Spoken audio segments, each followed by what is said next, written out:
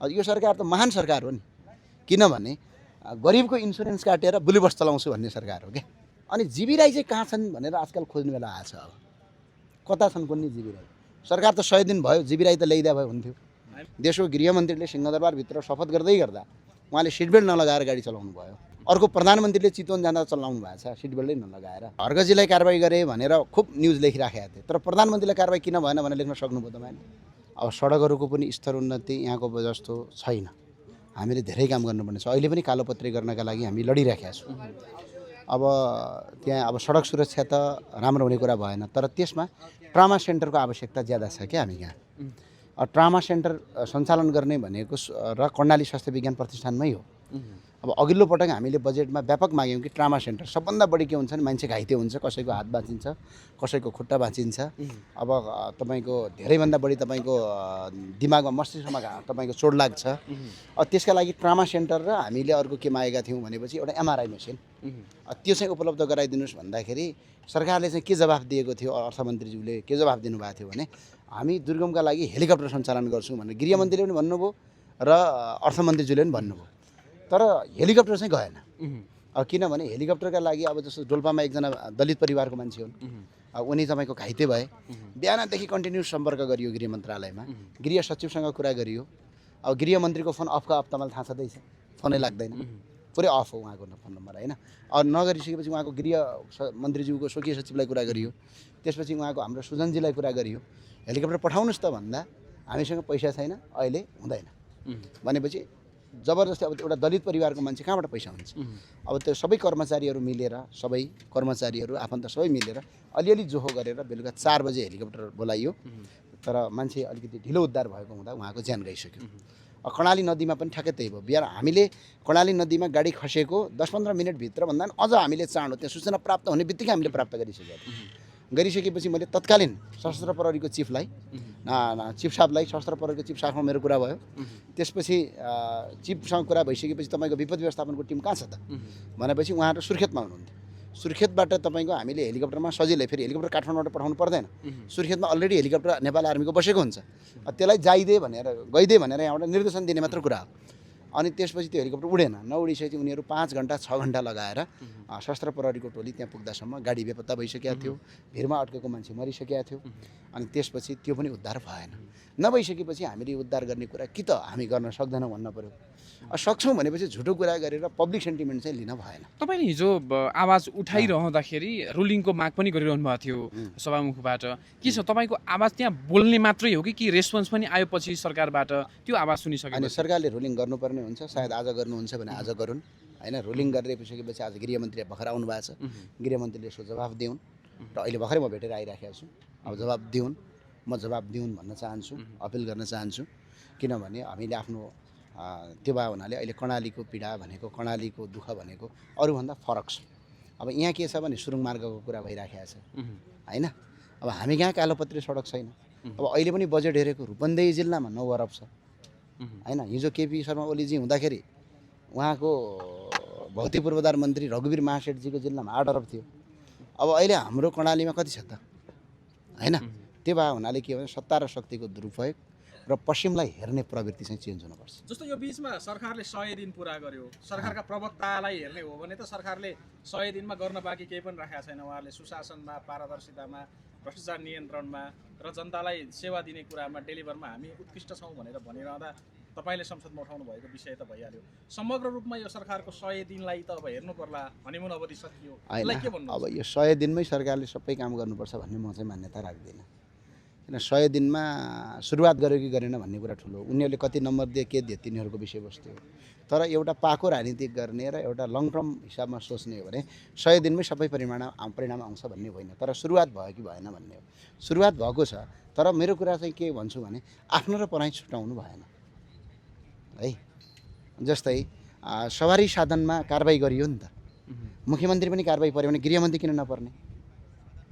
उहाँले पनि त गाडीको सिट बेल्ट नलगाएर चलाएको भिडियो आएको छ। दरबारमै हिजो हुइल्लक लगाइयो होइन होइन, हुइल्लक त लाउनुपर्छ सिंहदरबारमा। जस्तै प्रधानमन्त्री स्वयंले तपाईँको गाडीको सिट बेल्ट लगाएर गाडी चलाएको भिडियो त सार्वजनिक छ त। नेपालको कोही मिडियाले लेख्न सक्यो त? खै तपाईँहरू कोही मिडियाले पनि लेख्न सकेन। किन सकेन भने सम्पत्ति शुद्धिकरणको सबैलाई डर छ जस्तो छ, तर हामीलाई छैन। हामी खुला छानबिन गर्नुहोस् भनिरहेको छौँ। तर कारबाही गर्नुपर्छ, त्यो राम्रो कुरा हो। तर प्रधानमन्त्री गृहमन्त्रीलाई चाहिँ कारबाही किन नहुने हो? यस्तो गर्दै जानुभयो भने हिजोको सरकार र तपाईँ बिचमा चाहिँ फरक केही हुँदैन है भन्ने मात्रै हो। तपाईँहरूको विरोध गरेको होइन फेरि। तर नियम कानुन अरूलाई लाग्ने हो भने प्रधानमन्त्री र गृहमन्त्रीलाई पनि ए लाग्छ। भएपछि गाडीको सिट बेल्ट लगाएर यदि तपाईँको गाडीको ट्राफिक नियम उल्लङ्घन गरियो भने पछाडि त प्रहरीले त अहिले कारबाही गर्नुपर्छ भनेर ठाउँ ठाउँमा कारबाही गर्दै हिँडेको छ। भिडियोमा आएका हिसाबले कारबाही गरेको छ। अनि नेपाल प्रहरी ट्राफिक प्रहरीको हाकिमलाई म भन्न चाहन्छु, देशको गृहमन्त्रीले सिंहदरबारभित्र शपथ गर्दै गर्दा उहाँले सिट बेल्ट नलगाएर गाडी चलाउनु भयो। के नेपालको ट्राफिक नियममा सिट बेल्ट नलगाएर गाडी चलाउनु पर्ने नियम छ त? अर्को प्रधानमन्त्रीले चितवन जाँदा चलाउनु भएको छ सिट बेल्टै नलगाएर। फेरि बेबीहरूलाई अगाडि राख्नु हुँदैन भन्ने हाम्रो ट्राफिक नियम छ। अनि के हो त? कानुन सबका लागि बराबर गर्नुहोस्। र अहिले पनि भन्छौँ साथीहरू, तपाईँहरूभन्दा पहिला राजनीतिकमा आएको म, तपाईँहरूभन्दा एक कार्यकाल बढी नै पहिला सांसद भएको। हिजो केपी ओली केही कारणले पतन भए भनेपछि यस्तै कारण, अरूलाई कारबाही गर्ने, आफ्नालाई छोप्ने। यो सरकार पनि त्यो बाटोमा लाग्यो भन्दिनँ म, तर त्यो अहिले पनि तपाईँले विरोध गरेर नसोच्नु होला। तपाईँहरूकै सन्देशका लागि हो, तपाईँहरूकै सुझावका लागि हो। हिजो केपी ओलीले केही कामै नगरे भन्ने होइन, तर विरोधीलाई केपी ओलीले देख्नै नसक्ने। आफ्नाले तपाईँको पुरै देशै भ्रष्टाचार गरेर लुटे पनि उनलाई छुँदा पनि नछुने। कहाँसम्म गर्नुभयो भने एक दिन याद छ उहाँहरूको महाधिवेशन कि के भएको थियो गोदावरीमा, विधान अधिवेशन। उहाँको प्रदेशको मन्त्रीले एउटा बच्चीलाई ट्राफिक गाडीले हानेर भाग्नुभयो। त्यो प्रदेश मन्त्रीलाई कारबाही गर्नुको सट्टा देशको प्रधानमन्त्रीले यो सामान्य हो भनिदिनु भयो। राजनीतिक षड्यन्त्रै भन्नुभयो होइन भनेपछि अब अहिले पनि कहीँ त्यही देखिन्छ। किनभने कारबाही सबलाई होस् न, देशको प्रधानमन्त्रीलाई चाहिँ चिट काट्न किन सकेका छैन ट्राफिक प्रहरीले? सकेका छैन किन? देशको गृहमन्त्रीलाई किन सकेका छैन? जागिर जोगाउनु पर्ला नि त बिचारा प्रहरीको। जागिर कसैले दिया बिर्ता हो र? यिनीहरू गृहमन्त्री प्रधानमन्त्री नहुँदै अगाडि मान्छेहरू पुलिस भएको थियो। त्यो भए हुनाले कानुन सबका लागि बराबर गर्नुहोस्। यो मैले विरोध गरेको होइन, अहिले सुझाव हो।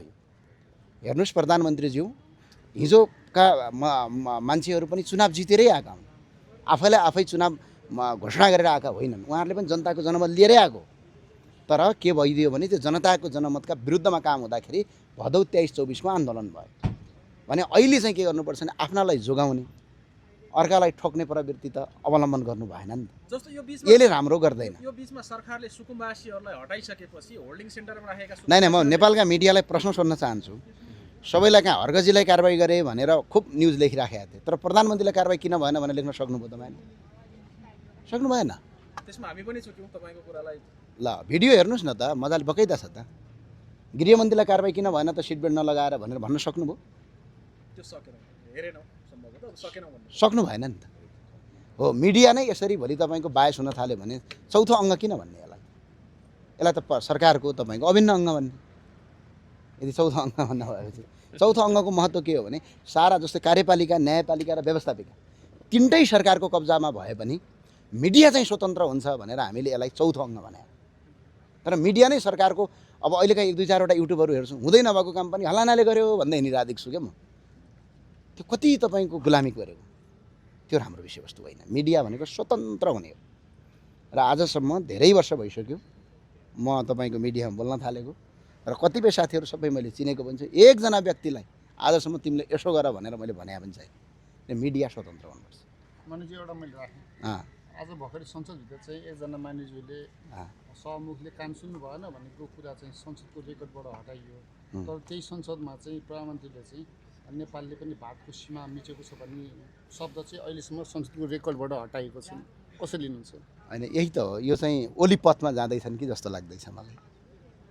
प्रतिपक्षलाई देख्नै नहुने, बिना कसर थुनि नै हाल्ने, पक्रि नै हाल्ने, तर आफ्नाले जे गल्ती गरे पनि नदेख्ने प्रवृत्ति यदि अगाडि बढ्दै गयो भने लामो समय जाँदैन। मैले विरोध गरेको होइन साथी, हामी हिजो यही प्रवृत्तिका विरुद्ध भनेर भदौ 23-24 भयो हो कि होइन? ल भन्नुहोस् त, ल भन्नुहोस् न। अहिले स्पष्ट कुरा हामी गरौँ न। जेनजी आन्दोलनमा गोली चलाए बापत, गोली उहाँले चलाएको होइन, तर उहाँहरू पदमा बसेको बापत केपी ओली र रमेश लेखक पक्राउ पर्नु पर्यो, पक्रिनुपर्छ भन्ने हामी मान्यता राख्छौँ। तर 30 अर्बको तपाईँको टेलिकम घोटाला हुँदा त्यतिखेरको मन्त्री चाहिँ किन पक्राउ परेन? त्यो त खै मान्छेलाई लगेर त जेल हालेको छ नि त। सम्बन्धित ब्याङ्कको सिइओ होइन निर्देशकलाई सम्म एयरपोर्टबाटै पक्राउ गरियो नि त। अनि त्यतिखेरको कार्यकारी मन्त्री चाहिँ कसरी उन्मुक्त हुन सक्छन्? यो प्रश्न हो या होइन? तर मलाई अब भन्नेला नि कसो भनेपछि उहाँहरू त्यसो भने केपी ओलीले गोली हाने रेकर्ड छ त? रमेश लेखकले त राजीनामा दिइसक्नु भएको थियो बेलुकापल्टि।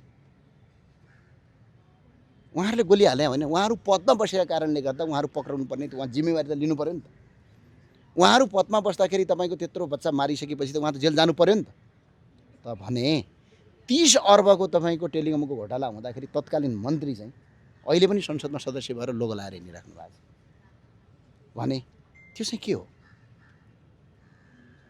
एकजना मान्छेलाई अब भनौँ न, जस्तै अब कारबाही भयो नि त, हर्कजीलाई सिङ्गल ह्यान्डल गरे बापत कारबाही भयो, त्यो कारबाही हुनुपर्छ। मैले गल्ती गरेँ भने मलाई नै कारबाही हुनुपर्छ। तर देशको एकजना सांसदले टाउको बाहिर निकालेर हिँड्दाखेरि चाहिँ त्यसलाई चाहिँ किन कारबाही भयो? भिडियोकै आधारमा पुलिसले कारबाही गरिराखेको छ। गरिराखेको छ सबैलाई। भने प्रधानमन्त्रीले सिट बेल्ट नलगाएर गाडी चलाउनु भयो, उहाँलाई कारबाही किन भएन? गृहमन्त्रीले सिट बेल्ट नलगाएर गाडी चलाइराख्नु भएको छ, उहाँलाई किन भएन? तपाईँ लेख्न सक्नुहुन्छ नेपालको कोही मिडिया? सक्दैनौ। तपाईँले नोटिस गराउनु भयो, अब लेख्छ। हस्, धन्यवाद। एउटा पत्रकार हजुरलाई एउटा हस्, मान्यज्यू, यो पत्रकारहरू चाहिँ आन्दोलनमा छन्। उनीहरूले पाउँदै आएको विज्ञापनहरू चाहिँ सरकारले डे 1 देखि नै त्यसलाई कटौती गरेर नेपाल टेलिभिजन र आफ्ना सरकारीमा मात्र सीमित गर्यो भनेर नेपाल पत्रकार महासङ्घ डे 1 देखि आन्दोलनमा छ। के हप्ता पछाडि अल्टिमेट पनि दिएको छ क्यारे सिंहदरबार गर्न आउँछौँ भनेर। यो कुरा तपाईँलाई थाहा थियो कि थिएन? अनि तपाईँ पत्रकारका कुरा चाहिँ गर्नुहुन्छ, तपाईँ सदनमा पुग्नु भएको छ, पत्रकारको मुद्दा चाहिँ तपाईँले किन उठाउनु भएको हितको लागि पनि तर कहिलेकाहीँ पत्रकार के लाग्छ भने आजकल 1-2वटा मिडिया हेर्छु म, पहिला केपी ओलीको गुनगान गा देख्थेँ, अहिलेको सरकार गुनगान गाउन थालिसके। त्यो पत्रकार होइनन् कि जस्तो लाग्छ, कहिलेकाहीँ सरकारवादी हुन् कि जस्तो लाग्छ। है, मलाई याद छ, मैले मिडियाको नाम भनिनँ, तपाईँ सबै बुझिहाल्नुहुन्छ। 12 भाइ भन्थे होइन, सबै हिजो ओली सरकारको चाहिँ गुनगान गाएर बस्थ्यो। के सत्ता पल्टेको त अहिले त ए सरकारको गुनगान मात्रै गाएर बस्छ, हुँदै नभएको कुरा लेख्दै हिँडेर हुन्छ भने मैले पत्रकार कसरी भन्नु?